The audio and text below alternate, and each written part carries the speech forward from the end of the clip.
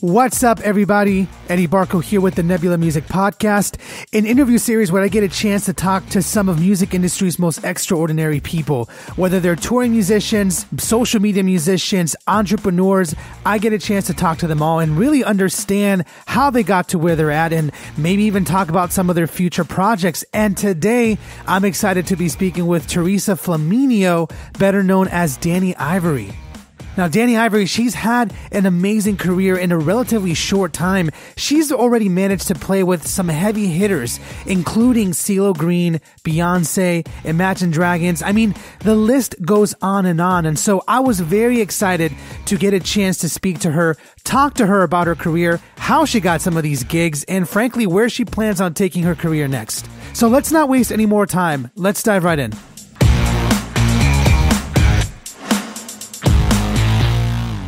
All right. What's up, everybody? I am very excited this week. Thank you guys so much for sticking with me throughout all these past few weeks. I've been having some really good guests coming on the show, and I'm very excited for my next guest that's on my show. She is a phenomenal keyboardist and just instrumentalist, vocalist, everything that you can think of. She has played for some very heavy hitters, and I'm very excited to have Teresa, better known as DANiiVOry, joining me on the show. Teresa, how are you?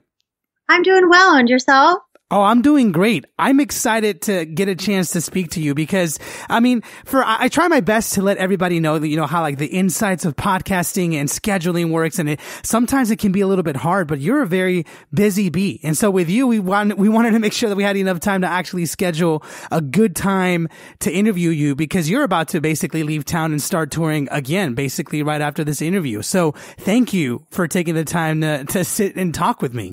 Absolutely. Anytime. My pleasure. Awesome. Well, you know what, Teresa, everyone, I always say this to everyone. No one wants to hear from me. They want to hear from my guests and understand, how it is that they do what they do. And you are definitely not a rookie. You've been in the industry for a couple of years. And in that time frame, you've managed to play for some really big artists. So I'm going to go ahead and hand it to you. Why don't you go ahead and just catch us up? Maybe let us know, maybe a little bit about your backstory, what you've been up to nowadays, and we'll just go from there.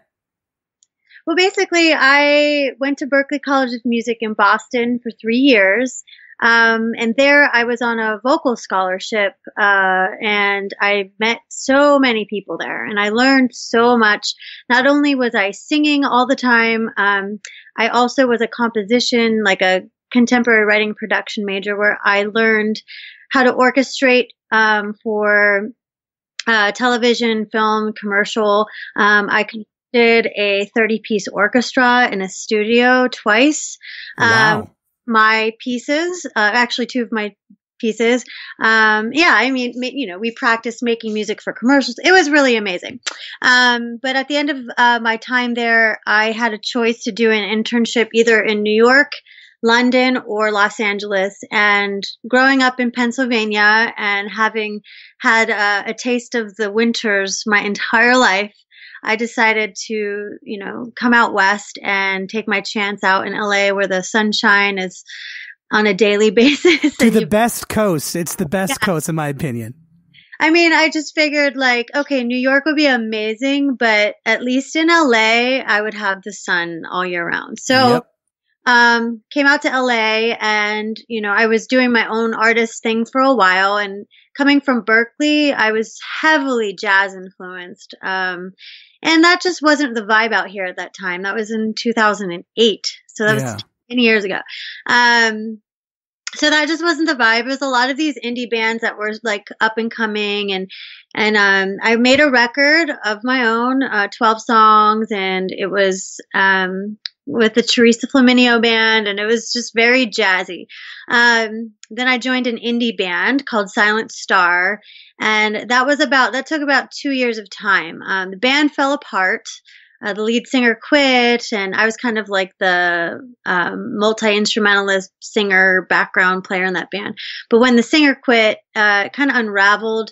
And literally 1 week later, I caught wind of an audition for CeeLo Green. He was looking for a female keyboard player to round out his all-female band, which is his first version of the female band, called Scarlet Fever. And I got that audition through Barry Squire out at Musicians Institute. Yeah, Barry. Oh, Barry, man. He's been around for a while. Yeah, he has. So that was 2010 in August. I went, I auditioned. CeeLo was there, his manager was there, and like one of his producers, which I still kind of keep in contact with till to this day. I auditioned and, I left and I felt pretty good about it, but didn't think I got it, but lo and behold, like about a week later, I heard back and they said I got the gig. So that kind of started my professional, touring career. I was so green. I was very nervous. Our first shows were out in Europe and France. There was a television show called Terracotta. And, Aloe Black was on it that night with us. And, I'm going to say, Don Henley. No. There's another blues guy that was on the show with us that night. It was very nerve wracking because it was my first time on television. And, so we kind of cut our teeth in Europe and then we did Jules Holland. And that was very nerve wracking for me because, in rehearsals, they weren't having me sing. And then literally like 2 hours before we were supposed to go on air, they came down and like, can you please sing backgrounds for the FU song? And I'm like, okay. And it was live. Like you can go to that YouTube. Wow. I know, hear it. It was, anyway, so that was CeeLo. That was about a year and a half of, touring and all over, doing lots of festivals and shows. We were mainly in Europe, in the US. We did a few like one-offs in the Caribbean and stuff like that. But, after CeeLo ended, I was back in LA for a while. I played a bit with an artist, Bridget Mendler, who she's also a actress through Disney, and she was on that show, Good Luck Chuck or Charlie or something like that. But I think it's Charlie. Yeah, Good Luck Charlie. But she was great. She's actually a really great songwriter, and it was really fun playing with her. Then I had to stop doing that because I got an offer to be in a band for a K-pop band called To Anyone. So that was like a 6-month tour from July 2000. Let's see, July 2012 to around like December 2012.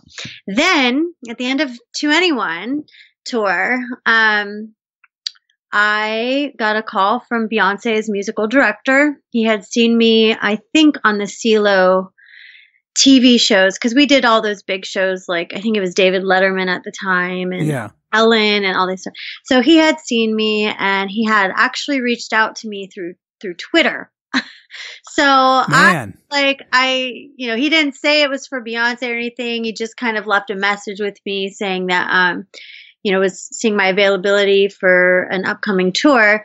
And I was like dragging my feet a little bit because I was working on my own music at the time again, and I wanted to release another record. And so I was like, oh, it's probably just going to be another like small band, and I don't know about this. But I got back to him because you never know what opportunity can come knocking at your door. Right. Did get back to him eventually. And when I spoke to him on the phone, I freaked out when I heard it was for Beyonce. So I was like super excited because, of course, Beyonce has been she's just like a force in the industry, not just in the music industry, but in fashion and, she's everywhere, man. Everywhere. In everything, business, everything. So, she's been definitely an inspiration to me. So when I caught one of that, I was like, okay, never mind. Yes, of course. So I sent in like a little audition tape and, I went in, I was on like a short probation period for like a month or two at the beginning to make sure it was a good fit. Passed that phase and ended up touring with, Beyonce and the Sugar Mamas for about 2 years for the Mrs. Carter World Tour. It was pretty cool because my first gig with Beyonce was at the Wynn for a private New Year's Eve show. And then my second gig was the Super Bowl. So wow. It's just like really surreal. The whole experience was surreal. And I'm really very happy that I had that opportunity. I met my husband on that tour, and it was just congratulations. Yeah, it was pretty cool. Then Beyonce ended, and I forgot about Imagine Dragons. I was also a member of Imagine Dragons for somewhere in between CeeLo and Bridget Mendler and Beyonce. Yeah, I was with them. I think 2011 was when I was with them. But yeah, so the Beyonce tour ended, and then I caught wind of an artist known as Gallant. He's like a indie electro soul singer. Yeah. And I was like, I'm not sure. Like, I want to work on my own music. But then, of course, I heard his music and I really loved it a lot. And I was like, all right, well, I think I can do it. And the music director actually produced my first album when the one I made in 2008 when I came out to LA. So, I was homies with people and I was like, all right, fine. Like, let me check it out. So I got the gig, and that took me up through this past August. And now, let's see, I did a gig a couple months ago with a drummer. And after the gig, he's like, hey, the band I play with is looking for a keyboard player. Are you interested? The band is Rye. And I was like, heck yeah, because I had heard of Rye a couple years ago. And actually, Gallant and Rye played a show together kind of on this cruise ship thing. It was like an entrepreneurship cruise ship last year. So I had heard them play and I was a fan. And so I was like, yeah, of course. And so ended up working out, and now I'm hitting the road with them tomorrow to kick off the new album cycle. Blood is the album. So yeah, I'm excited. Yeah.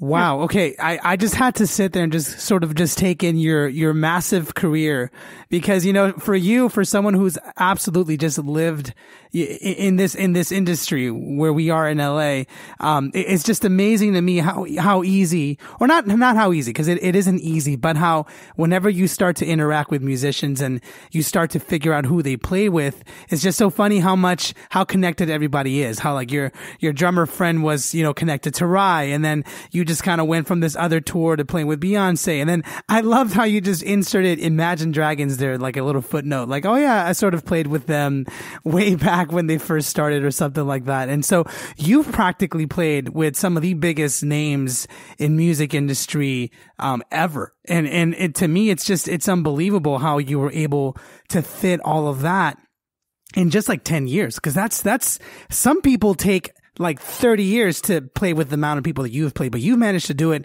just back to back, And so I guess what I'm curious about, so every artist that you've played for has essentially helped you to find your music. And there's a lot of questions that I want to ask you, but one of the things that I did notice is you seem to be very well-rounded as a backup musician, meaning that you play with a band, but also that you're very well versed in your own music and you can hold your own when it comes to composition and with writing your own music. So I guess I'm curious more about like your music per se. Like what is your, if I can ask, like, is your style more like jazz, like you were saying, or what is your style that you're kind of going after when it comes to your own specific music?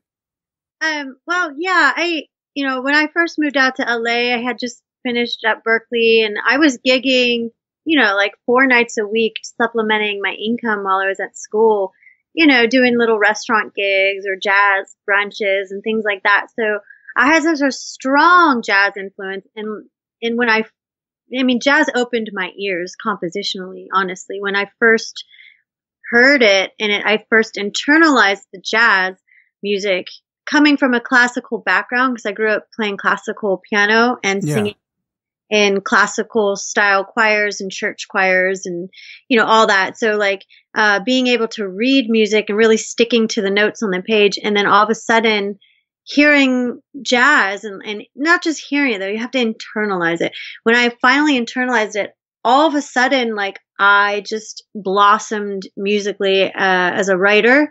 So I came out here, and that first record was very jazzy. It was still singer-songwritery, like Joni Mitchell meets Nora Jones or something like that.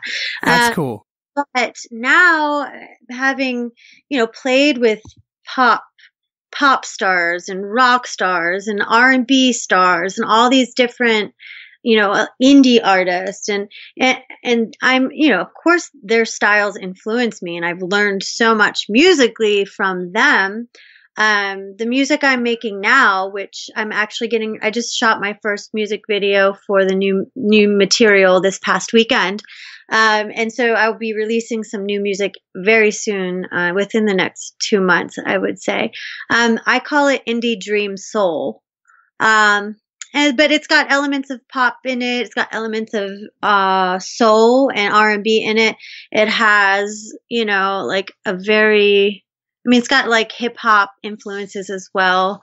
Of course, a little bit of jazz. I have the second song off the new music is called Little White Lie, and that has like jazz muted trumpet in it. But we pay tribute to I'm drawing a blank right now, but we pay tribute to Fleetwood Mac in the bridge and like Nice. a few other people. So anyways, yeah. So I would say right now I call my music indie dream soul. Would it be categorized probably in like the R&B / pop world, if I had to, Categorize it, yeah. put a name to it. So I mean, and there is like a movement for neo soul right now, or at least a lot of jazzy neo soul. So it's a good thing that you're sort of in that category. One of the things that I'm curious about, because I had a very similar experience with me. Like, I didn't necessarily come from a classical background. Growing up, I came from a very Afro-Cuban background because I grew up I'm Hispanic, and I grew up in the church circuit, and that was a very predominant style in that circuit.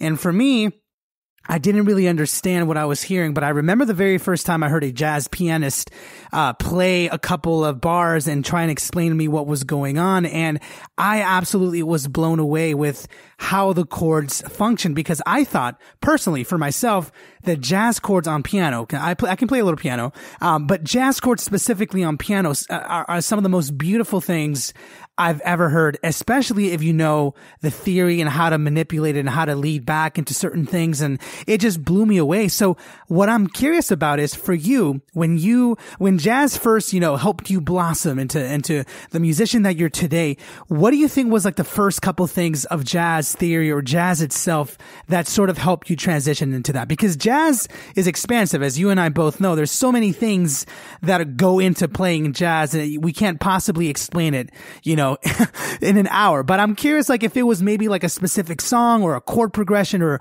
understanding a certain part of the theory that helped you like kind of ignite this fire for jazz, like, if that makes sense what I'm asking. yeah, absolutely. As clear as day, it was Autumn Leaves. Yes. Yeah, the Miles Davis and Cannonball Adderley version of Autumn Leaves. Like, it, for some reason that song internalized with me, and I just listened to it over and over again.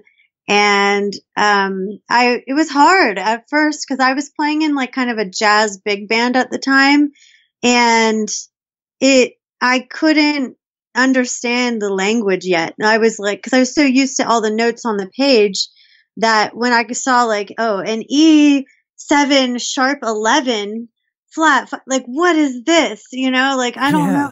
And like, you're moving through the pace of like, ding, ding, ding, ding, ding, ding, ding, ding, ding, ding. And I'm like, oh my God, I gotta look. Where's the sharp 11? Where's the flat?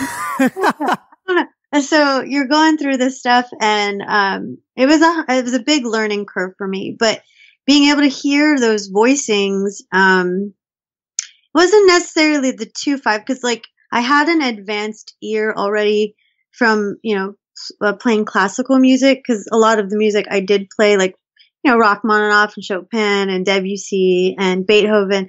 The chord progressions in that music, they might be traditional in certain extent, but there are also a lot of modulations and like diminished chords and things like that in the classical music I was listening to. So having heard this other style of music, it was just a matter of being able to look at the language of it and being able to create the synapse in my mind with my eyes and my hands. So like the coordination aspect, that's what it was. And then once I was able to do that, learning the ear, cause you got to develop, I had a good ear, but developing your ear to the point where it's like, you don't have to rely so much on the page as you do just knowing where the melody is going to take you and the chords that kind of trail underneath.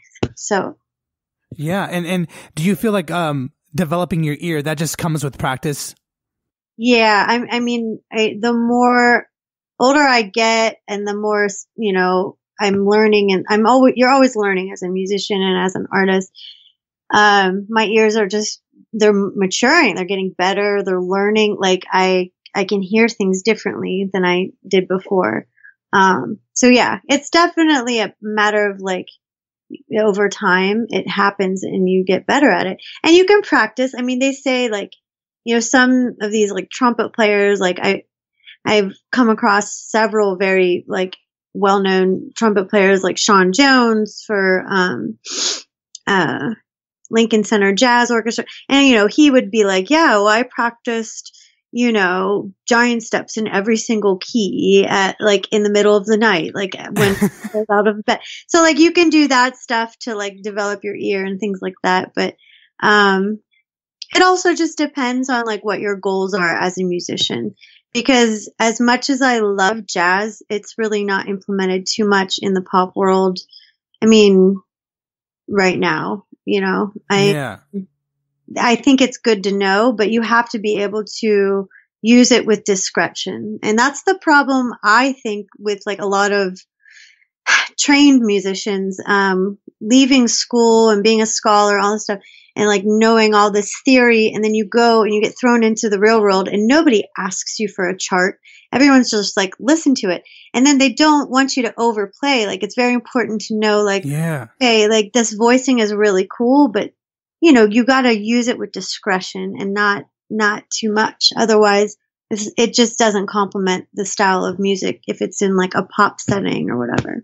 Yeah. And you know what? I'm so glad that you bring that up, because I can't tell you, if I had $1 for every time that I heard a pop singer tell the pianist to tone it down a little bit, I'd be very rich right now. Because to me, like, I'm very used to hearing, as a drummer, I'm very used to hearing that, tone it down, keep in control. And luckily I've been able to mature, and I was able to mature early enough where I can, understand what the song needs. But I remember being very shocked when I started seeing that, pop singers telling the pianist, don't play that voicing, don't play that, that flat 5 over that. Even though I understand that it goes with the progression, I would much rather you just stick to a very simple triad. And for some of you guys that are listening that may not understand a little bit of the theory that I'm talking about, believe me, I'm not an expert. I'm sure you, Teresa, are more of an expert. But, when it comes to jazz, or just, playing keyboard in general, you can add notes on top of each other to make more complex chords that are still essentially the same chord. They just add a different feel. And with jazz, that's very popular. You want to, everything you do, emote something different. But when it comes to pop, in my experience, and maybe it was your experience too, it's much more straightforward. You got to make sure that the progression sounds exactly the way it's supposed to, because you're going to be on stage playing the tracks. Whatever the reason is, it's very calculated. And so I guess what I'm curious about is, did you have a hard time being a jazz, coming from a jazz background and then coming to LA and seeing that the way it is in the pop scene? Did you have a hard time transitioning into a more simplified version of playing, or did you just like absorb it and were like, hey, you know what? I'm just going to do it this way because that's the way it's done. Yes, I did. I had to, there was this saying that people I don't know if they still say it, but a lot of my friends are like, oh, you gotta forget everything you learned in school, because you learn so much theory that you almost think that you have to, like, that's the way it is in the real world. But the thing is that once you get out of school, that's not how it is. If you think about it, theory is it a tool for musicians and composers to use to understand the music, but it came from the music. So you kind of have to go back to the music. And so much of pop world, is based on intuition and feeling and not on fact and theory. I mean, I'm just saying from the standpoint of like, you know, you're creating music that people want to listen to. And if you make it too methodical, I mean, it's not going to be sincere. And yes, okay, are there formulas for music? Of course, there's definitely a formula for the pop music, but inside of that formula, like the song formula or whatever, or maybe whatever the producer uses is like, okay, here we're going to break it down, and then we're going to put a riser, and then this is going to be the shout chorus, and then the breakdown, whatever, whatever formulas they may use. You're still trying not to overcomplicate it with too much like theory and too much musical factual knowledge, because you need to create the feeling. The music is a feeling, So I had a hard time at first when I came out here. Like I said, I mean, I was doing a lot more like jazzy sounding stuff, and I had to kind of, be like, okay, well, let's take it back a minute and let's focus on the song, as a songwriter, because I'm a songwriter too. So it's like, okay, what is the message? What is the melody? And then instead of overcomplicating the sound with too many voicings or too much like chord progressions and things going all over the place, why don't we take it and make the simple song? Because the simple song, I mean, a song is about the words and the melody and the message and the feeling it gets across. So, it's a very hard to explain this because every style is different, Yeah. You could take a song like a Sam Smith song, which is like really, really simple, but at the same time, it's got so much beauty in it and the like emotion. But then you could take like a Kendrick Lamar song where you can hear like, look, there's like jazz voicings.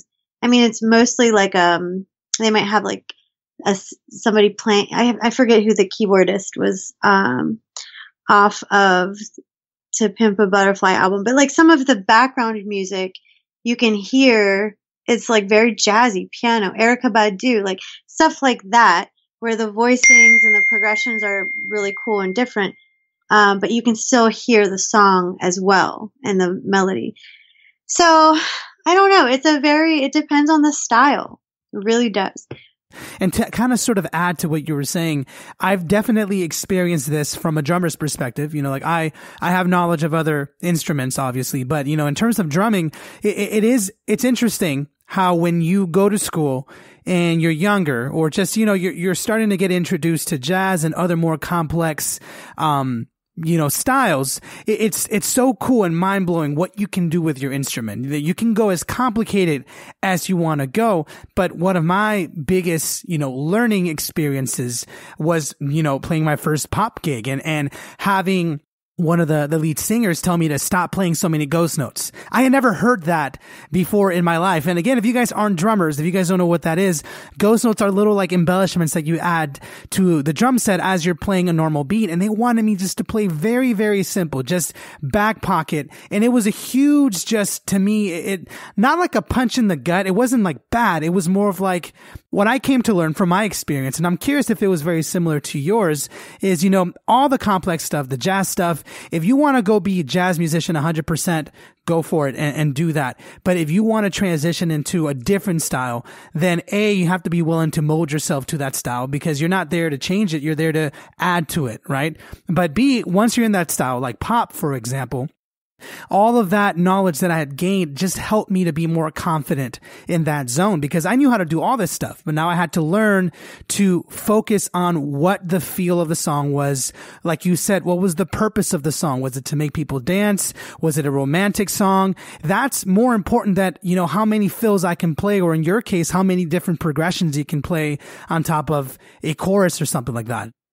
Yeah, absolutely. Yeah. It's really learning to use it's like a toolbox, and you're not going to use, every tool for every job you have to do. So you got to pick the tools that actually, you're not going to use a hammer if you have to like, screw a washer into the wall or something. You know what I mean? Yeah. You got to make sure you're picking the right tool to use for whatever purpose that you're using it, for whatever song. So yeah, okay, maybe the bridge of the song has an opportunity to add a couple reharmed chords or a couple ghost notes on the drums, or maybe like a busier bass line or something.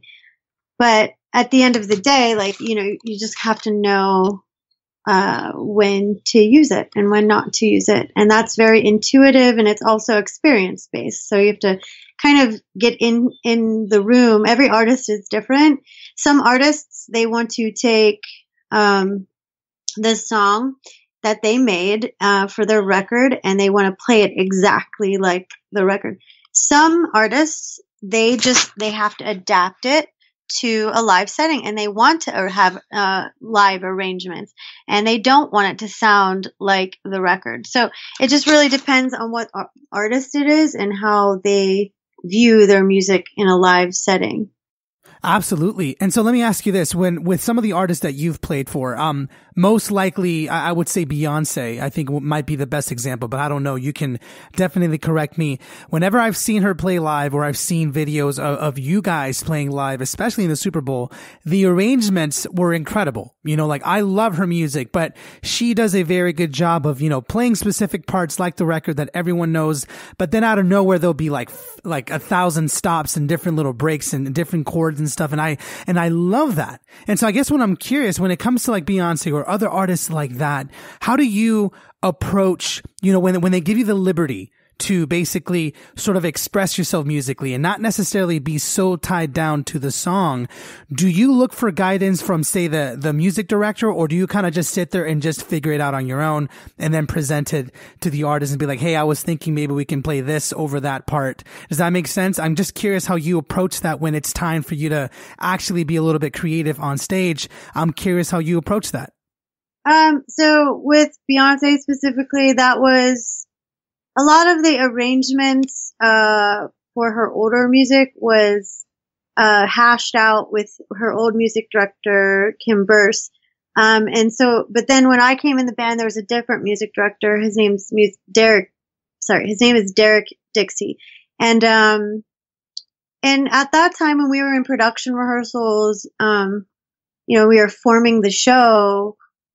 I remember specifically like him reaching out to all of us and asking for our input, but he was always open to suggestions from all of the band, including myself. And, I remember specifically for, If I Were a Boy, Beyonce wanted to change the arrangement that she had. So she wanted to do something with like a little more like rock edge. So Derek was asking us to send in, rock songs that we thought could work. So I sent him a list of 10 different songs and, that I thought were really cool that I would like to see at a Beyonce show, and he took all of those suggestions and then kind of ran them by her to see what she liked. And then from there, we morphed, If I Were a Boy into the song or the arrangement that we did for the tour. So, and that's kind of the approach that they did. Now I think they do it a little bit differently. I think that, Derek is very involved in, kind of pre-programming like the arrangements and then seeing if it works in a live setting and then going back to the drawing board until it all fits together properly with the group and what's going on. But I don't, I think that's kind of what they're doing now. But back then it was a lot more, input based, and it was very cool. So let me ask you this, just because I'm very curious, that performance that you guys had at the Super Bowl was very, in my opinion, it's one of the best, if not the best performance for the Super Bowl. And you got a chance to be a part of that. And so how much time did you guys have before, when you first joined the tour? Basically, you said you had a private show and then the next show was the Super Bowl. How much in between did you have to prepare for that show? Because it was a very big production. A lot of things were going on. So I'm curious, like, if you had to just own it in like 2-3 weeks, or did you have like enough time to just prepare? Just walk me through a little bit how that happened. I didn't. Okay. So a lot of those arrangements were already done for the Super Bowl, and they were done. Actually, there was a show that they had at a casino called Revel or something, like a year before that. And they had made all these arrangements and new like arrangements and dance moves, because all of the dancing goes with music too. It's all coordinated. So a lot of those were already made, and there was a recording of that show.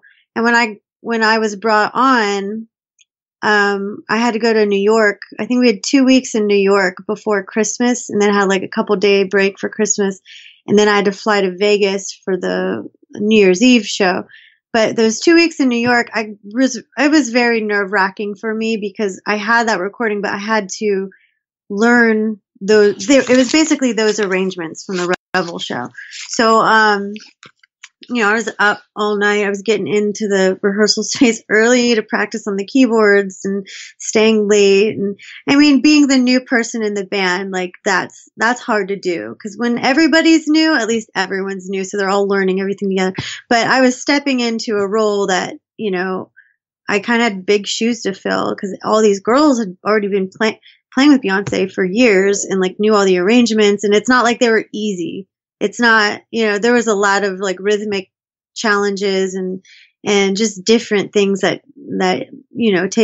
took some practice. So I had 2 weeks there in December, a little break for Christmas, and we had like around, 5 days to practice for the Win show.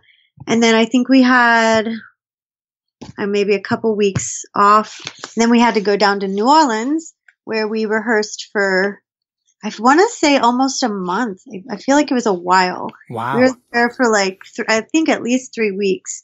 And, we rehearsed for the Super Bowl and used a lot of the arrangements. The Super Bowl is different though, because the Win show was an hour and a half show. So, with Super Bowl, what is it, 12 minutes or something? It was like 13 minutes, something like that. Yeah. So they had to take snippets of the song. So that's what, like those two, like we kind of kept the same arrangements, but just had to shorten it and then transition between everything together. So so it wasn't that bad. Nice. And you owned it like a champ. And I'm curious because I'm pretty sure almost everybody out there probably dreams. I think most people dream of playing specific places in their life, especially if they're aspiring musicians. And the Super Bowl, if you're American, I believe that the Super Bowl is definitely on like top 5 list of like must play gigs in their lifetime. And you essentially played it relatively, so quickly in your career, which is impressive. I'm curious, how was it like being on that stage? And me being on many stages and understanding how tours work, I understand that once you've been on one stage, you've seen plenty of them, but there are specific locations that I feel that might be slightly different. And the Super Bowl, in my opinion, might be one of those that I have no idea how it might be like to be on that stage. So I'm curious, how was it playing with Beyonce, being on that stage at the Super Bowl at that time? I mean, it was incredible. It was one of the most incredible experiences I've ever had in my life. I'm a big fan of Alicia Keys, or at least I was, especially when I was in college. And, so that Super Bowl, she was saying the Star Spangled Banner. So just like being backstage at the stadium and seeing, the door with her name on it. And then being a part of Beyonce's show, it was, and, it wasn't just like a rinky dink show. I mean, there was fire everywhere and like a custom stage and just like 100 dancers. Like it was just incredible. So I will always hold a special, place in my heart for that memory because it was definitely, and I'm a football fan too. I mean, it would have been nice to play when the Steelers were in the Super Bowl, but I'll take any Super Bowl. But no, yeah, I'm a Steelers fan. So getting picky now. You're like, now I got to go back and play when they're actually in the Super Bowl. Well, I would love to. If I get to play the Super Bowl twice in my life, heck, that'll be even better. I'm sure that's a possibility. I'm curious, that stage performance, and I know I'm digging into this a lot, but I think it's because it's one of those things that, well, let me just be honest. It's not every day that I get a chance to talk to someone who's actually played at the Super Bowl. I've talked, I think, at one other person that's been at the Super Bowl before. So you'd be my second. And so I'm genuinely as curious as most of my fans are. I noticed at the beginning of the show, I still remember this, when you guys started, everything was dark and there were certain cues that, you guys were given, or at least someone gave. And then the song started and then you guys transitioned into a lot of different songs because you guys were cutting an entire hour set short down to 13 minutes. How did you guys pull off those first couple minutes? I'm sorry, that first minute when everything was dark to me was insane how well timed it was. And so I guess I'm curious if you guys were like playing to a click the whole entire time, or were you guys watching her and specifically, or was you guys having a stage manager cue you guys in? I just want to know. I'm curious. No, we have in-ears and we have a click, and we've rehearsed it so many times that, you know, you'd really have to like, you know, get a case of amnesia to forget. So yeah, we just had rehearsed it a lot, and it was everybody was on in-ears, so we could hear cues and things in our ears when we needed to, you know, move and the track and all of that. God, you make it sound so easy, but it's such an incredible honor to have been up there, I imagine. And it's just the fact that you were able to hold your own on a gig of that magnitude, to me, is highly impressive. And it's something that I imagine that you've learned over the years. And I guess what I'm curious about now is, now with these new artists that you're playing with, the new path that you're taking, what is the difference between playing for, let's say, someone like CeeLo and Beyonce compared to who you're playing with now, which is Rye? Like, what is one of the big differences that you see in terms of maybe like band dynamic, maybe like musical freedom? I'm just curious if you can give me like a quick little rundown of how it's like now with that new band. Because obviously every artist is different. Like you said, every artist has their own specific way of doing things and the way that they want their band to, you know, portray the music. I'm curious how Rye is right now and how you handle that. Well, the main thing is I have access to the musicians and the singer. So we're like a unit. Whereas with a pop star like Beyonce or like CeeLo or whatever, you know, she's busy and she's a star, so she doesn't really have like time to come and chill with you and get to know you, you know? So yeah. And at the time that I was on the road, she was making a music video for every single song that she had recorded to release, you know, toward the end of the tour for the Beyonce self-titled album. So she was literally like working nonstop. And on top of it, she had her daughter Blue there that she was taking care of. And you know, so I just didn't have much access to get to know her the way that I can get to know the Rye band. Which, I mean, as a professional, it doesn't matter because you're going to play the music. And you'll never, it's a production. Beyonce is a production. Like, that is a major musical, theatrical. I mean, there's hundreds of people involved in making that show happen, from, you know, bus drivers to catering to, you know, lighting directors to creative directors to dancers. And I just, you know, stage manager, like everything. Whereas with Rye, I mean, this music is different, and it's 100% organic, to the sense where, like, we have no click track, we have no in-ears, we have no tracks whatsoever. Everything is 100% live. It's a 7-piece band. I play a Hammond B3 organ on the stage along with a keyboard and a synth, and I sing. There's cello and trombone and violin in the band. Like, it's, you know, if something goes wrong, it's like, it's a whole different vibe. The vibe is different. The stages are smaller, you know, the audience isn't like hyped and dancing around. Like, they're listening, you know, they're sitting and they're listening, and it's just, you know, it's a whole different vibe. But honestly, at this point in my musical career, is really, really satisfying. And I don't feel like I could have found a better band to be playing with at this point, as, you know, as a touring musician. You know, that's actually a very good thing. I'm glad that you brought a couple of those things up, because it's one thing, again, with a lot of aspiring musicians that I talk to, people that reach out to me that don't necessarily live in LA or are not involved in the scene yet. I feel like they have, you know, preconceived notions of what it's going to be like to be a touring musician. And, they see the glamour, they see a lot of the being on stage, but, a lot of it isn't exactly like what you would imagine. And I think you brought up a good point where Beyonce is a big production. It's almost like, putting on a play. If I had to compare it, like it's like putting on like a Broadway show, everything is cued. You have tons of people off stage that are controlling the show, the lights, the fire, and not even just the band, like everything is being controlled at all times because it has to be. It's a huge show. But what I liked about what you said is that you said you feel fulfilled now. You said that you're basically in a band that you feel is good for you. And that's not saying that you weren't fulfilled before. I mean, you clearly have had some very fond memories of all the milestones that you have achieved in a very short time. But the important thing that I like to stress to a lot of musicians that I don't think is stressed enough is the importance of finding music that you enjoy playing. It's very nice. And again, I've done it and I still try my best to do it as much as I can to try and be part of something big, something huge. And there's nothing wrong with that. It's in fact, go for it.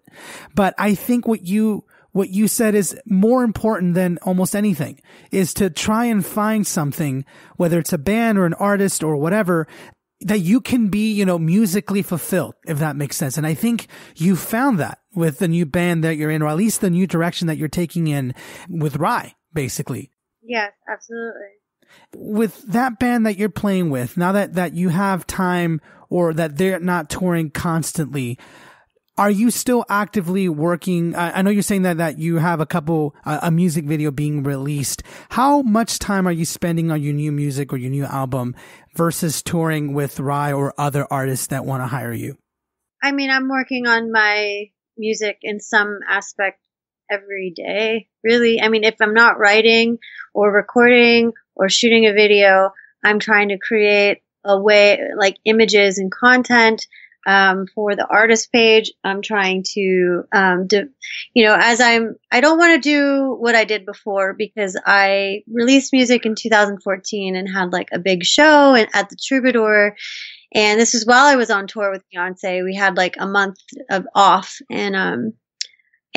I just had a lot of things go wrong and I was misadvised and it hit me hard. So I don't want to do anything like that ever again. So my goal now is basically, with the internet and everything, I mean, you can always be doing something. And I never cared about the business, which is a huge fault in my life and as a musician, because the business it's called a music business, so yeah. I'm learning about marketing, just learning about all of these things, self-teaching myself, because I have to do something different now with this new round of music that I'm getting ready to give to the world. I would like to see myself go on my own tour one of these days. I mean, that's always my dream. So, if I want this dream to become a reality, it's like learning how to put it into action in practical ways and not being so with my head in the clouds. Oh, I'm just going to make really good music and then somebody will find me and then I'll tour. It's not like that. I have to, you have to be practical. Like, you've got to really put in the effort and the time and the emails and the contacts and just like constantly trying to push it forward every single day. So even while I'm on the road, Rye will be my priority when I'm on the road, making sure like I do an awesome job at the shows and keeping my skills up to par and beyond. But in the downtime, I'll be doing my best to get my music out there into the world. As you should, especially if it's something that you really want to do. I think we all have like that secret desire to basically tour and show the world the music that we like, that we make. And so I'm curious, like, what are some of these, aside from maybe like the marketing side that you mentioned briefly, what are some of these other practical skills that you're talking about? Just because, as someone who's basically figuring things out with this podcast, I'm not a trained podcaster at all, though I feel like I've been figuring this out. I completely relate with you. When it comes to trying to figure something out, you kind of have to just dive in, let go of all sort of expectations and just, envision where you want to be and just kind of sort of learn as you go. I'm curious, what are some of these like practical skills that you are teaching yourself aside from the marketing side? Like, well, maybe what's some of the other things that you might have learned along the way that are helping you now pursue your own musical endeavors?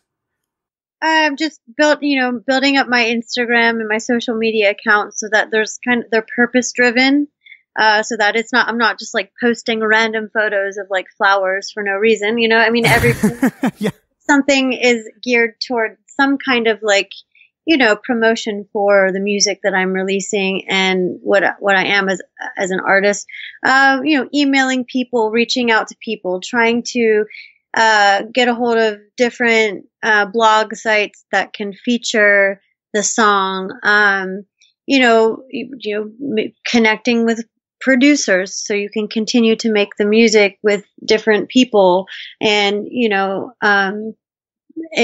just basically increasing your Rolodex or your virtual Rolodex so that you're maintaining relationships and creating new relationships with people in the industry, and building awareness and trying to, keep the business side up to par. That's honestly like where I lack the most, because I don't really like enjoy doing that. I feel like I'm bothering people a lot, but you have to just be relentless and fearless in this industry if you want to succeed, and people have to like you. You can't expect to like sit. You can make the best music in the world, right? Better than anybody. But if like you're sitting at home and you're just making music and nobody knows about you, or nobody it's just no one's ever going to hear it, and you're just going to make the best music in the world, and then you're going to die, and maybe in 100 years they'll hear it or something. But maybe not. You never know. A lot of artists, they do die penniless and pauper, right? And yeah, they are these famous go down in history people, or artists or musicians. But I'm talking about now, while you're alive, you got to make the most of it, and you got to try to understand who you are, what message, what are you as an artist, know your market, learn about what your market is going to be, cater to it. You should always have a knowledge of it. You can't have a blind shot in the dark and hope that it's going to hit the bullseye. You have to really turn the lights on and practice your aim and keep practicing till at some point you will hit the bullseye. It's not all luck. People think that this thing is luck. It is not. It's opportunity, meets preparation, but you got to prepare for it. And so what do they say? It's 10 years for an overnight success. Yep. So for me, I feel like my 10 years is coming right now, because I've been out in LA for 10 years. So I'm like, all right, this is the year that I'm going to find some success with my music. Even though I have had success as a musician, touring. But that wasn't overnight either, because I started playing and singing when I was 5 years old. Yep. So there you go. So much knowledge. I just stopped there, and I had to listen to you speak for just a couple minutes, because it's so true. What you're saying right now comes with lots of wisdom, and it's something that I try my best to share with everyone, because it's lessons that I've also learned too. It's so easy to try, and it's not something I discourage. We all dream. We all hope and dream for what we want. But more often than not, the people that make it to the top in any industry, not just music, in any industry, are people that know what the fuck they're doing. That's the reality. It's more often than not, when you see the CEOs, when you see Beyonce, when you see all even artists like painters and stuff, they understand the business more than you realize. And there are some people that get very surprised. They're like, oh, wow, this person actually is pretty smart. I'm like, well, yeah, that's why they're at the top, because they spend time understanding what they're doing so that they maximize every single, like you said, every shot that they take. It's not a shot in the dark. It's a very calculated risk. Obviously, you can't guarantee anything in life, but you can always increase your chances of hitting that bullseye by preparing, like you said. And I think it's so wise of you to say that, because I wish someone had told me that when I was like, just a couple years younger. You know what I mean? Me too. I mean, I had to learn the hard way a lot. Otherwise, I would probably be a lot farther along in my artist career. But, I was like, oh, I'm just going to make really good music. And then I'm going to get a record deal. And then I'm going to tour around the world. And I'm going to have a lot of fans. Like, I mean, I'm a dreamer. Like, I was like, oh, that's all I have to do is focus. But then like in music school, they don't really teach you that. Nope. Especially if you are in the creative side of it and you're not like majoring in the music business side, but you're majoring in the creative side. So it's like, I really should have been a little bit more aware that there's a whole side, which is almost more than the creative, of the business, and learning how to calculate your target. I mean, yes, you're around people like Beyonce. I mean, she's been doing this her whole life. So yes, of course, she's probably made tons of mistakes, but she started so young that by the time she was 18, 19, 20, 21, 22, 23, she had already kind of like learned so much. Yeah. But the big thing is to also, CeeLo told me this. He's like, I'm never comfortable. You can never get too comfortable, so the essence of that statement is just basically you always have to be learning and growing and adapting, because you can't just, if you figure out something and it works, yes, keep that going for as long as you can, but you always want to continue to grow and develop as an individual, as an artist, and adapt with the times. Like, yep. I just, like some artists, they don't use the Instagram, but I guarantee you eventually they'll start. Like, I remember reading about Banks and I was like, oh, she's pretty cool. I like her music. But like, she was like real shy or something and she didn't use Instagram. But lo and behold, I've been seeing a lot more of her using the Instagram account, because that is a way to reach your fans. That's a way to get visibility. Otherwise, you might never be seen, and then people are going to forget about you. And unfortunately, we're in an industry where like people is so easily distracted. So they might have your attention for like a minute, but the minute later they're on to somebody else and then they've completely forgot about you. So yeah, learning to engage people and your fans and responding to them, that's important too. So absolutely. I think you definitely hit a couple of those things on the mark right there. I think it's definitely something that I always advise and I preach, and it's something that's helped me a lot, is with the whole social media, and just not even just social media, it's just being willing to adapt. I think most of the time, a lot of us musicians and just creative people in general, myself included, okay, I gotta make sure that I include myself in every single one of these examples, because I am not perfect. We can get very stuck in our ways. We can get very much, especially if you figure out something that works. Like you said, if you spend time working on something for so long and you finally figure out the system, or you finally figure out, that thing that's working for you, well, guess what? Chances are that could change very, very quickly. And those that succeed, the champions, or the people that continue to pursue what they love doing, are the people that are willing to change, because we're in an ever-changing world and our music business is always changing. It's always going to change. That's something that and I'm sure you can guarantee, us both being in the industry, we know how much it's changed, how much it constantly changes. And so are we going to sit there and complain about how we wish all this stuff could have happened? Or are we going to buckle down and say, well, I better learn, and just wherever you're at, just pick it up and just say, hey, let's just keep moving forward, and we're going to keep doing what we know is right for us, if that makes sense. And like you said, social media could be that next step for you, or it could be something else, writing better music, starting to network. But it's that concept of sitting there, understanding where you're at, where you want to be, learning the industry, and just going from there, never stopping. Yeah. I mean, a success is a series of tiny, tiny, small steps that add up to, a big, big moment. So it's like constantly learning and stepping and falling and getting back up. Like you have to become, resilient and hungry and ambitious. That's the only way to do it, Yeah.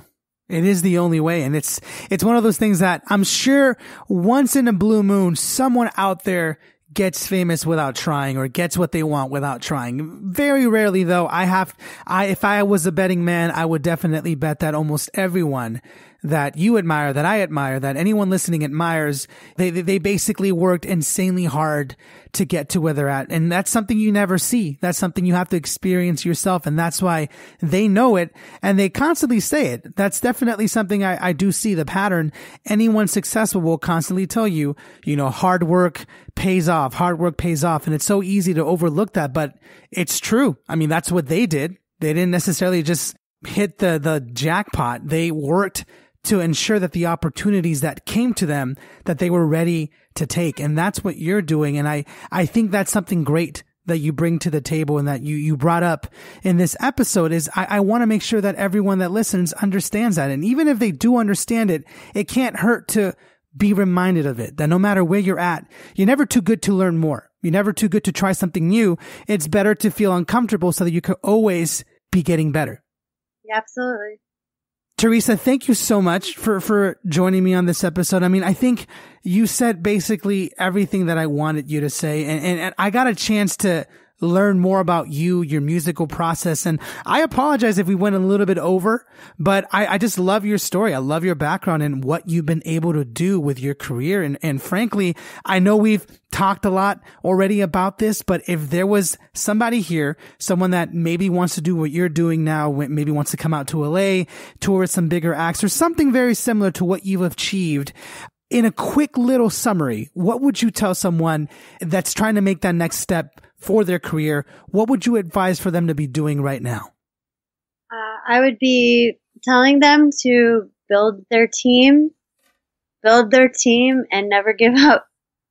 Wise words from Teresa, or DANiiVORY, actually. I've been calling you Teresa this whole time, but I should have been calling you DANiiVORY. Hopefully you didn't mind that I was using your actual first name, but thank you so much. I really appreciate you taking the time to be on my show, especially now that you're about to go back on tour. You're welcome. Very welcome. My pleasure. I hope you enjoyed my conversation with DANiiVORY. I know that I definitely did. And as I say at the end of every single episode, I'm always learning from every single one of my guests. No matter how far I get into my career, I always ensure to stop and listen to some of these other people that are just killing it. Because you never know what you can learn from someone that just speaks to you. And that's one of the reasons why I love doing this podcast. And if there's anything to take away from this episode, it's definitely to do what you're passionate about and understand the industry that you're in. I mean, frankly, you could be doing something really amazing, like playing in front of 20,000 people.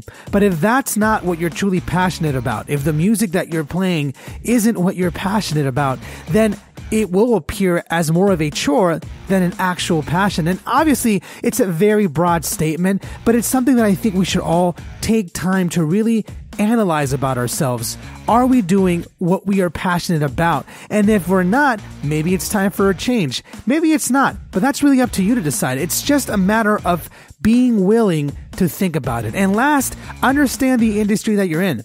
Business can be very difficult for us creative people to try and dive in and understand. Believe me, I've been there. I've done that. It's hard, but I guarantee you that it's worth it. As we said in the episode, some of the people that are at the top of their game are people that fully understand the business that they're in. So it's food for thought for you guys. If you guys don't understand about the industry, licensing, copyright, whatever it may be, definitely take some time. Google it, YouTube it. I guarantee you that you'll learn a lot in just a couple minutes, and you'll see that your career will definitely benefit from that knowledge. So if you enjoy this episode, make sure to press that subscribe button because I have lots of great interviews and content coming your way.